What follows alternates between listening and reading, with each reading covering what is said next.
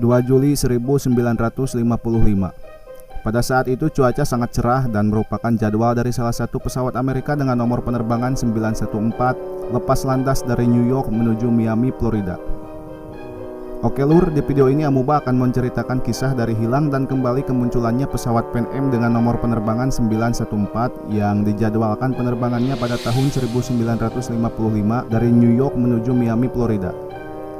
Pesawat ini dikabarkan hilang dalam penerbangannya, kemudian kembali gegerkan dunia dengan kemunculannya setelah dinyatakan 37 tahun menghilang. Tapi sebelum kita lanjut ke videonya, seperti biasa saya mengingatkan untuk mengaktifkan tombol subscribe agar channel ini bisa berkembang dan kita bisa saling berbagi informasi, hiburan, dan video-video menarik lainnya dari channel ini. Oke lur, jangan lupa subscribe ya. Pesawat Pan Am 914 tersebut lepas landas dengan normal seperti penerbangan biasanya dan membawa 57 penumpang di dalam pesawat yang sedang menanti keindahan pantai di Florida. 3 jam kemudian ketika seharusnya pesawat sudah mendarat di bandara tujuan dengan waktu yang sudah ditentukan, namun pesawat tersebut tidak kunjung terlihat. Menara kontrol yang berada di bandara Miami, Florida tidak melihat tanda-tanda akan kedatangan dari pesawat Pan Am 914 tersebut. Ketika pengatur lalu lintas udara mencoba menghubungi menara kontrol di New York, mereka malah mendapatkan jawaban yang membingungkan. Dikabarkan penerbangan pesawat Pan Am 914 dinyatakan tiba-tiba lenyap begitu saja dari radar pemantau. Meskipun petugas pengatur lalu lintas udara sudah berusaha untuk terhubung dengan pilot melalui radio, namun mereka benar-benar telah kehilangan kontak dengan pesawat Pan Am 914 tersebut. Mengenai hal ini sepertinya satu-satunya alasan yang masuk akal, diperkirakan pesawat itu jatuh dalam penerbangannya dari New York menuju Miami, Florida. Dari kejadian itu kemudian penyelidikan pada rute penerbangan pesawat tersebut segera dilakukan. Banyak tim penyelamat dikerahkan dalam proses penyelidikan pencarian pesawat ini dan pencarian pun tidak hanya dilakukan di darat, termasuk penjaga pantai pun ditugaskan menyisir lautan. Namun setelah beberapa kali pencarian dilakukan, tapi usaha mereka tidak menemukan petunjuk dari keberadaan pesawat Pan Am yang tiba-tiba hilang tersebut. Dengan kecewa, tim investigasi tidak mendapatkan apa-apa dari penyelidikan hilangnya pesawat ini. Diduga pesawat Pan Am 914 tersebut jatuh di lautan dan tenggelam karena dalam proses investigasi yang sudah dilakukan tidak menemukan serpihan atau tanda-tanda dari jatuhnya pesawat tersebut.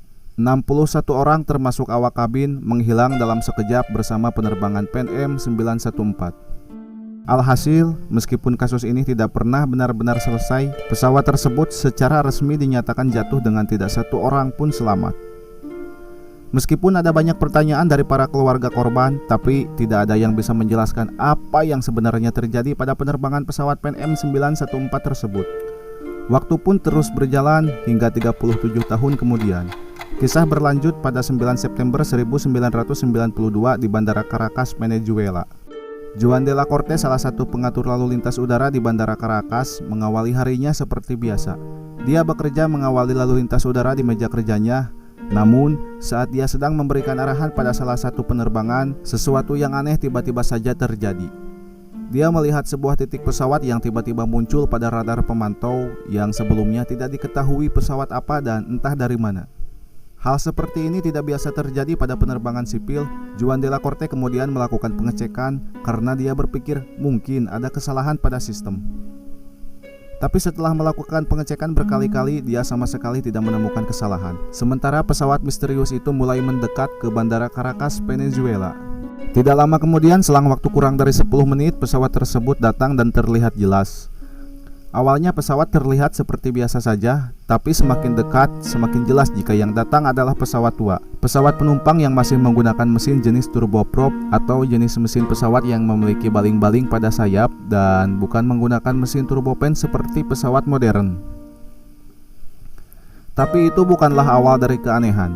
Yang paling mengherankan adalah ketika pilot pesawat misterius tersebut menghubungi menara lalu lintas dan menanyakan posisi penerbangan pesawatnya. Juan de la Corte sebagai petugas kemudian menjawab pertanyaan dari pilot tersebut dan memberitahukan jika mereka sedang berada di dekat Bandara Caracas, Venezuela. Kemudian Juan de la Corte balik bertanya dan menanyakan tentang penerbangan pesawat tersebut kepada pilot. Sempat hening beberapa saat, lalu pilot menjawab dan mengatakan bahwa pesawat Pan Am dengan nomor penerbangan 914 terbang dari New York menuju Miami, Florida dengan 4 orang awak kabin dan 57 penumpang. Menara kontrol benar-benar kecolongan dari apa yang dilakukan PNM dengan nomor penerbangan tersebut, sehingga bisa melenceng 1100 km dari titik tujuan. Dan bagaimana bisa pesawat itu tiba-tiba berada di Caracas? Joan de la Corte kemudian dengan cepat menanyakan beberapa pertanyaan lagi kepada pilot, tapi apa yang dia dengar selanjutnya membuat dia benar-benar kebingungan. Pilot itu mengatakan bahwa pesawat PNM 914 mereka dijadwalkan mendarat di Bandara Miami pukul 9:55 tanggal 2 Juli 1955. Mendengar pernyataan seperti itu dari pilot, giliran seisi menara terdiam terheran-heran. Sebelum bertanya lebih lanjut, menara kontrol mempersilahkan pesawat itu mendarat, kemudian membantu PNM dengan nomor penerbangan 914 mendarat dengan selamat.